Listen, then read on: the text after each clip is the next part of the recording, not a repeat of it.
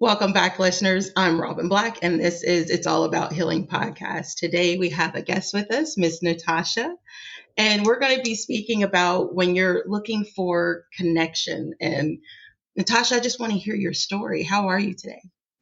Today is a good day, and I've learned how to find the silver lining in all my days now. And a funny pundit is that my middle name now is Silver because that was my married name, but my maiden name is Bell. So when I had the strength to leave the father of my children, which we can get into today if you'd like, um, I got the Bell back. So now it rings true because before it was Bell Silver and now it's Silver Bell. And I really like that because I loved my time when I had so much adversity for 13 years. And now I've had 13 years of healing. So it's really equaled out. I'm in my next third cycle of 13 years of growth. So with that, I'd love to just open this up to whatever you feel is best for your audience. I like that. So tell us a little bit about the 13 years of adversity. What was that like? I'm in recovery from substances and alcohol and a DV survivor. And I had disordered eating. I had a lot of things that I was trying to control in my life because I felt so out of control. I had no control.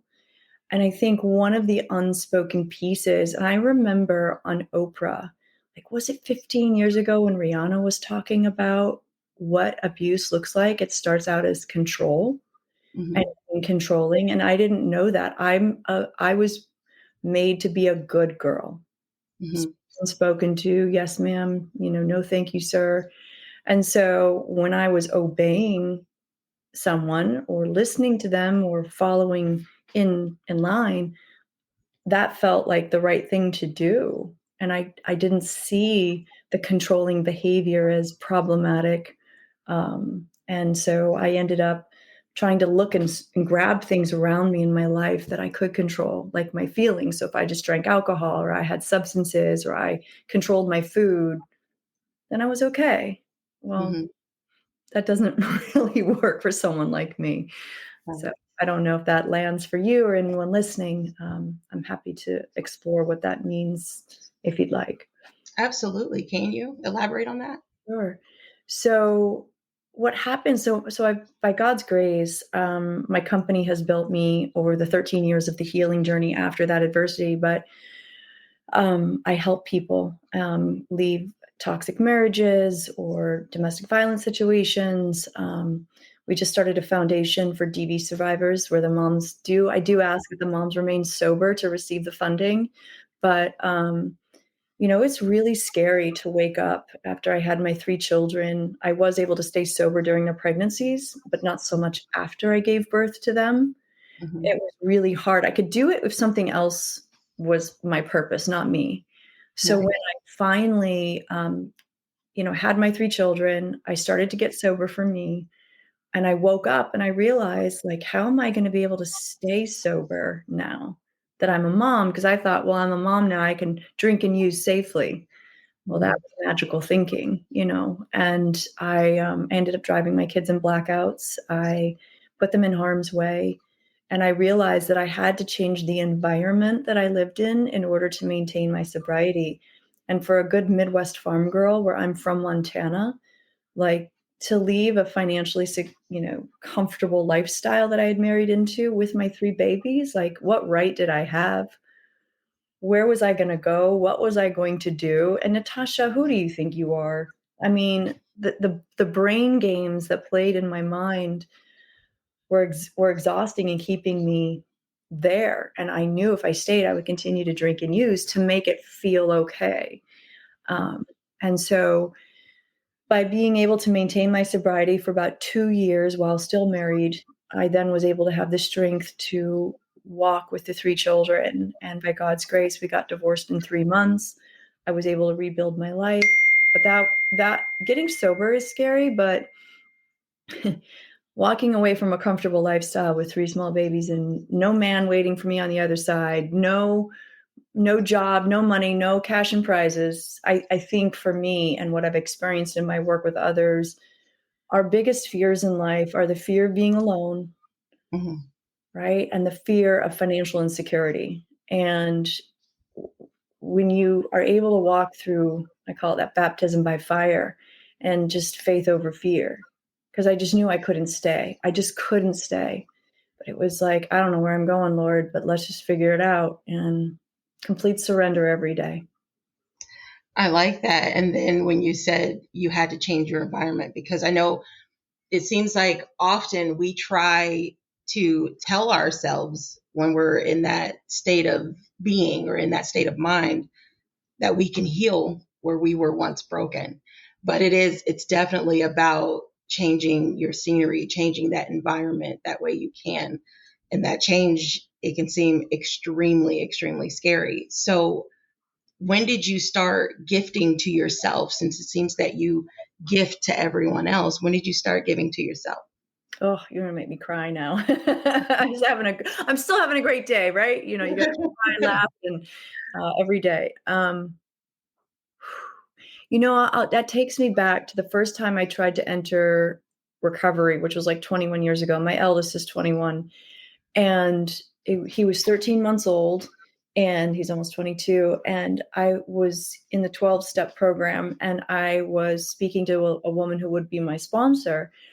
And although I was raised in like this devout Christian, lovely, I had really run. I have like a prodigal son journey. I think we all do to some extent. Mm-hmm. And and so I had a foundation, thank you, mom and dad. But I really rebelled. And when I sat in New York City with this person who she was attempting to sponsor me if I would let her, she said, "So what are you going to do today for yourself?" Mm-hmm. And it was like, I'm sorry, come again? Yeah. Like, I don't have that right. And that's how powerful darkness, um, getting enmeshed in the substances and that lifestyle, what have you, it can take you like a thief in the night so fast, like a hostage. You don't think you have any rights. I believe in Stockholm syndrome. Like, I I didn't, what do you mean? What am I'm still like, I know that I do things for myself now. I went to yoga, like I did some self-care, mindfulness stuff. I do buy myself nice things now, but that mindset that I had the right to do something for myself, the fear just like a lightning rod rippled through my body that I was going to get found out, that I wasn't listening to him, or I didn't check in with him, or why didn't I come home sooner, or where was I? So, Mm-hmm. wow, you just shot me back. So it was slow. Took 20 Yeah. years to get where I am now. Yeah. And I think that's kind of what a lot of us struggle with is the process. I can't Mhm. even say time because it's not about time at all, really. It's really honestly about alignment and aligning that because healing, it's far from linear, right? It's never gonna just go in a straight line. It's gonna have its ups and downs. You might fall back, you might do this. It's about the will to just keep going, no matter how many times we end up falling back or we feel like we're giving up. It's not about giving up. It's just that's the process of healing.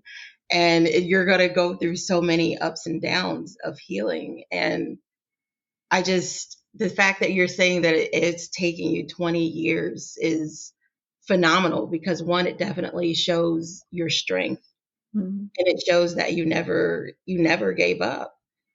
And what kept pushing you along for that 20 years?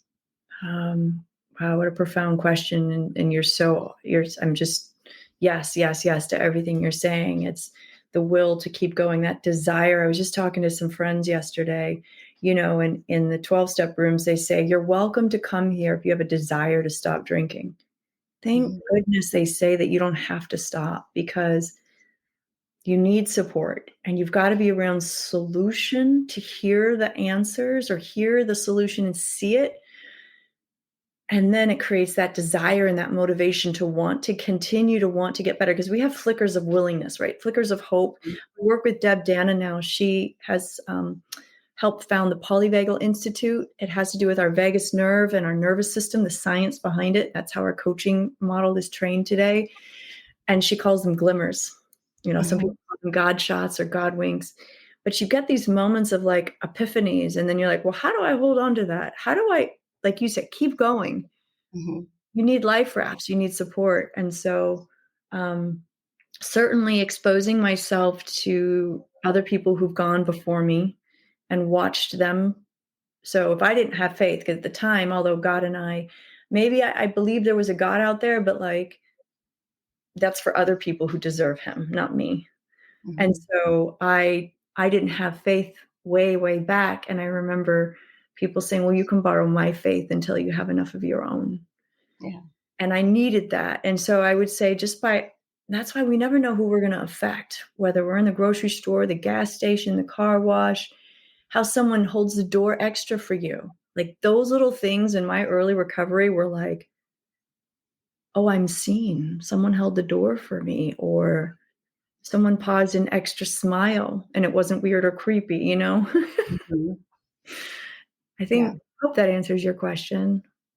it definitely does. But what I can say is I know there's a lot of people who are in a place right now where they feel that they're undeserving of God, of they're undeserving of his grace, his mercy, because his mercy and grace, it always is giving and forgiving every single day.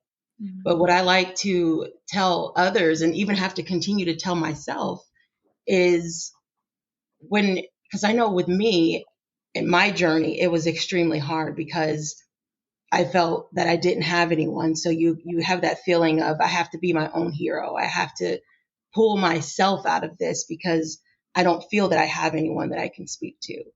And when you're like a self healer, it seems so much harder because you take this unconventional road through life that you're looking around, you're like, no one else is taking this. Why is it me that only has to go through this? And I, through my journey, I finally found that it's not about why me. Why is this? Why is this happening to me? Why is this the life for me? It's about finding purpose in it. And when you find that purpose, you realize that my purpose is to help others. That's what we're here for. There's somebody out there that has to hear the words that I'm saying that's actually going to resonate with them because it's God who speaks through me. God uses me as that vessel, and he creates these connections so strategically for that specific reason. That's the same reason why you and I connected. It's there's people out there and certain individuals that need to hear your story, and just by hearing your voice, just hearing the sound of your voice, it's going to make them take that pause for a second and say, I need to listen to this. And That that's how we know that we're here for each other. Amen. I was just going to say that pause is so powerful. That's Mhm. one of my takeaways when I'll share a story or hope. I want people to yes to resonate and identify, feel validated and heard. But what can they walk away with? Power of the pause. What Yes. is that? And that's that polyvagal theory. Can I pause long enough to do a body scan? Can I check in with my nervous system? Where am I? What Mhm. landed for me? Why? Why am I drawn to this? Why am I trying to get away from this person, place, or thing? Like pay attention to yourself. Your body's really smart. Yes. Yes. And your body's going to follow that energy where it needs to go, whether it's the good energy or the bad energy. It's going to follow that. And I think it's also good to know that we all have that sinful nature as well as a spiritual nature. So we're going to have bad days, we're going to have good days, we're going to do wrong, and we're going to do really well. It's about balancing it out, and it's about choice. It's about having that opportunity to make that choice. And Mm, that's what God gives all of us is the opportunity. exactly. And figuring out when you say that opportunity to choose, that's so powerful because there's so many times we don't even know the choices we're making, like Mhm. myself. I didn't think and I didn't know to think. So how did I Mhm. learn how to choose rightly, shall we say, right? And Mhm. there was as I developed a relationship with first a higher power where it was no one was telling me what to believe, so I had a baseline like a beta test of that organic desire to find the truth. And Mhm. I love the way that I have come back to Christ, and it's been in a way where no one's telling me what to believe. It's a conflict. It's a conviction of consciousness. The Holy Spirit really ministers to you so that little bit by little bit, you don't want to be doing X, Y, and Z anymore. Like you couldn't even get me to go out to a club now if like people were begging. Like I'm just, hey, have a great time. I'll see you for lunch tomorrow, kind of thing, you know? Yeah. There's other ways I can connect with people who are of value if they value the time I spend with them. So learning how to navigate away from one social dynamic without putting it down because other people are at different stages. Mhm. And there's no judgment on that. I'm Yeah. just making a conscious choice to move in another energetic direction, like you said. Yes. And so you said you're on your third 13th year. What was going on in that second round of that 13 years? Yeah, that was the building time. That was the building time. I was in a state of survival. I had just walked away from security, and I had my 3 children. And I did take a year to heal. I was given that grace so that I could provide for my children for that year and then figure out how to create financial stability for myself. And in that time of healing, I was of service to as many women as I could Mhm. because that's just my natural desire. I think human nature's desire is to be of service, is what can I do for someone else? And it helped me heal by Mhm. healing others and working with others. Um, and then my company kind of started to form around me in a sense. And I worked with great clinicians and advisors who we created the model that I have today still. We do in-home forensic support for people who keep relapsing out of treatment or, keep going into psych wards.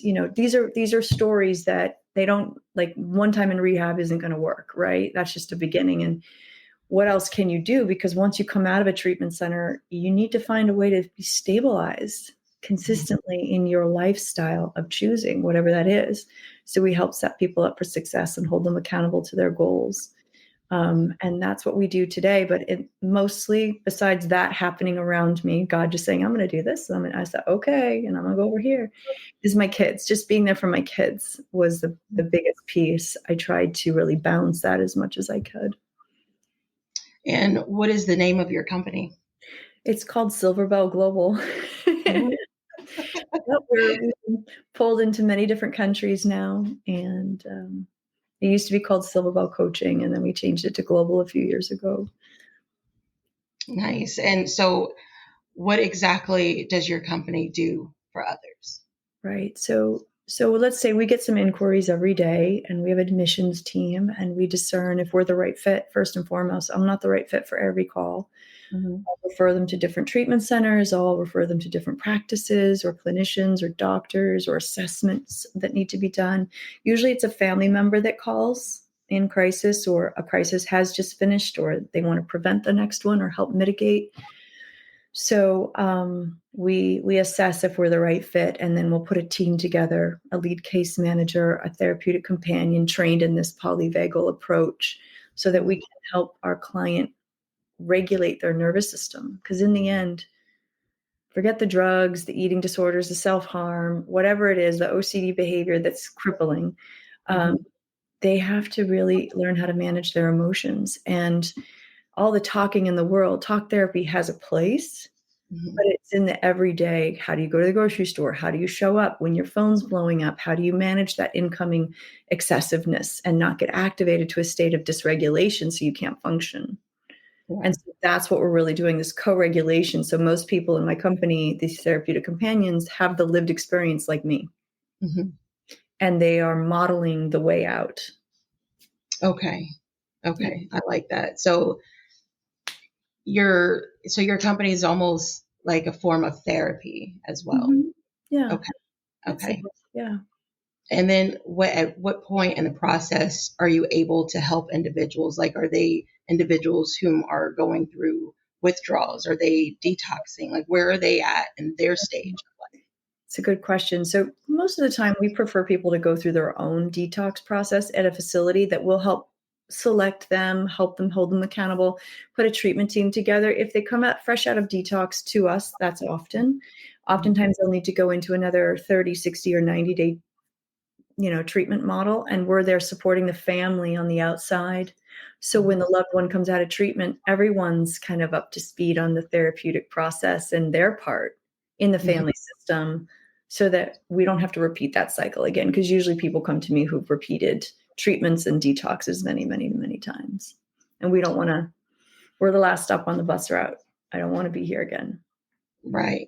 Got you. I understand. And so I would say that there's a lot of success that comes from that. Does There that is. make you feel better? Yes. There is Yeah. when people are willing to learn and grow, and that means all the family members. Even if I Mhm. have a 45-year-old father or a Mhm. 62-year-old mother as the identified patient, we still have adult children that were or spouses that are a part of that family system. It's not always just the younger, like 15 to 30-year-olds that we're working with. Yeah. But that to be able to be a part of that, that has to be uplifting and therapeutic for yourself as Yeah. well. I love what I do. They say, you'll never work another day in your life or something if you do what you love. Mhm. I like that. I do. I like that a lot. So, and you said you're currently in the third 13 years. So, what's this one consist of? This site, that's exciting. I'm doing podcasts now where I didn't really the first 13 years of my company's growth. And now because I've been asked to invest in other behavioral health startups, because I see where the market is lacking. I see where the holes are, and that's what my company did. So Mhm. we fill all those gaps in between inpatient and outpatient to help hold people accountable not to have that revolving door. And Mhm. I see what is missing because we do. It's still the number one killer in our nation for people 50 and under. Mhm. Accidental overdose. Like, come on, we're still there. So there's a lot of work in psychoeducation. That's why my voice getting out there, carrying this message that you're not alone. You haven't done anything wrong. If your child ends up as a mom, you have, but if you're listening to this and this is landing for you, then you can come to our website. We have a lot of great resources and learn about how maybe just even regulating your nervous system as a parent can help your child heal. Yeah. And then, as far as being a single mother and being able to grow this company and start this company, what was that like? It was hard. I didn't get it Yeah. right. I messed up all along the way. I want to be honest. My kids remind me a lot, although they call me every day. They talk to me every day. To me, that's the win, Mhm. and they've all done their own therapy. They willingly have said, I want a little extra support. It wasn't easy. Uh, Mhm. I was gone more than I wanted to be. My kids all understand it now. In fact, if they ask me for my son needed a new computer recently. He's like, Mom, it's so much money. I don't want to ask you. I said, Sam, God has been good. I can afford it. And he respects how hard I work. To me, I'm not going to hold that over his head. Well, I got you a computer. No, I want to give you, it's like when, what is that scripture? When, if you ask God for your father for um, I don't know, a field or a home or something, would he give it a serpent or a stick, right? I Mhm. want to bless my children. I want to help my children. But to me, the beauty is they understand the value and the hard work that I put into obtain the resources to get where I am today. To me, Absolutely. that's the win. Yeah. I like that. I really like that a lot. And I know you spoke a little bit on domestic violence, and I know for some who are in that situation, they're ashamed to be in that situation. And what advice would you like to give them in regard to not being ashamed? Well, that's going to be hard. The shame will be there for a while. But if you're listening and you haven't hung up yet, right? And you're still playing and listening to us, here's how I found my way out. As isolated as I was controlled and I was told who my friends could be and who I could talk to and who I couldn't talk to. Every now and then I would allow, or God would allow, an opening of a really true friend. And I remember this one friend. In fact, I was just speaking to her the other day. We hadn't spoken in a while, but 20 years ago, when I was really in it. She somehow got through to me on the phone before cell phones, or I didn't have one. Mhm. She said, I was telling her how great everything was, right? I was just smoke and mirrors. Oh, it's Mhm. great. I'm good. Like, she goes, okay, Natasha, just don't lie to yourself. Mhm. Ooh, I got mad at her. I wanted to throw the phone and tell her to go F herself. Yeah. But man, did that land. I was Mhm. sober minded enough to hear it. it was like a bullet in my gut. She was right. I was lying to myself. I wasn't lying to her. She Mhm. didn't take on my malarkey. And so my advice to people listening to this is go see that one friend. Call that one friend you know that's going to call you out, hopefully lovingly, uh, Mhm. and tell you what time it is in the most beautiful way. And just remember that they care about you. And it's up to you to make to you what you said, the choices. But you Mhm. have to surround yourself with people who see you for who you are and what is. So that's that. And that was scary. Taking that phone call and holding that awakening in me was really scary because that meant I had to create some change and I to get away from that feeling, right? That feeling was going to haunt me because it was true. Mhm. So I don't hope that Yeah, was helping someone. I do. I like that because when truth, it hurts Mm, because we take it as an inconvenience because we know that truth we're going to have to put in work, and sometimes that's why we lie to ourselves, because sometimes it's easier to believe a lie than it is the truth, because the lie is where our comfortability lies. And when we're uncomfortable, we're like, oh gosh, this is going to take too much work. I like a microwavable approach. I just want to hurry up and get there, right? Yeah, so it's like, totally. That's where the drugs and the alcohol. Great. I'll yeah, just put this away. No big deal. right, exactly. And that's, wow, it's very profound what you Mhm. do, and the strength that you have is absolutely phenomenal. And I greatly appreciate you for that, and I appreciate you speaking with us today. Um, if there is anything that you can give, any piece of advice that you can give to anyone that's struggling, what would it be? Well, the power of the pause. If you have a moment in time where you can just go for a walk, even if it's 7 minutes, 5 minutes, 2 minutes around the block, go for a walk and have a meeting with yourself and just talk to yourself. How am I doing? If you have a relationship with a higher power or God, check in. And after you ask how you're doing, let him minister to you, let him talk to you. Allow that space to come in because he'll give you the answers if you're really ready to hear them. And then if you don't have time or space for the power of the pause, because life is crazy and busy, but you do have a good friend like I just spoke about, make time to be around those true friends or family that will love you and support you and see you for where you're at versus what you want them to see. I like that. And I would actually add to that, as in measurable progress, because I know often you see where people, they measure, a swimming distance if you're on a swim team, or if you're, in class, in gym class, you measure your high jump, you measure these things, these sports, but you don't measure your own life. Where am I in life? It's about making measurable progress and saying, okay, I did this today, but it is still better than what I did That's last right. week. Baby Yeah. steps, baby steps, baby steps. In fact, Deb Dana, who created the polyvagal theory with Stephen Porges, she'll often say, if I can get a patient, she's a really great clinician, just who could sit with the power of the pause and do a body scan and check in from 2 seconds to 5 seconds. Mhm. Oh, and that might take 6 months. Yeah. That's amazing. Just Yes. they even recognize that they need to pause, and that for me was slowing down after I Yeah. got divorced, just long enough to really check in with myself. But it was surrounding myself with people who um, encouraged me to be honest with myself was the biggest catalyst to leaving the marriage. Yes. I like that. I like that so much. And I have just really enjoyed speaking with you. Is there anything else that you can add that maybe we didn't discuss? I think what you're doing is incredible, and whatever I can do to support your work in any way, it's beautiful to meet your soul. Thank you. And likewise, I feel exactly the same. But and how, so is Silver Bell Global, is that your only website, or is there another way that others can get in touch with you?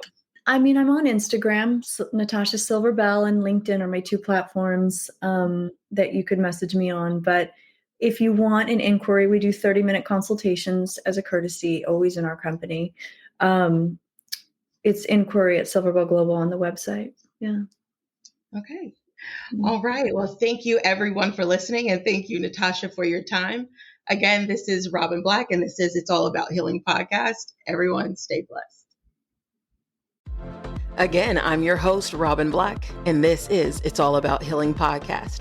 If you're navigating grief, toxic relationships, trauma, financial pressure, or the slow work of rebuilding after setback piled upon setback, this channel is for you.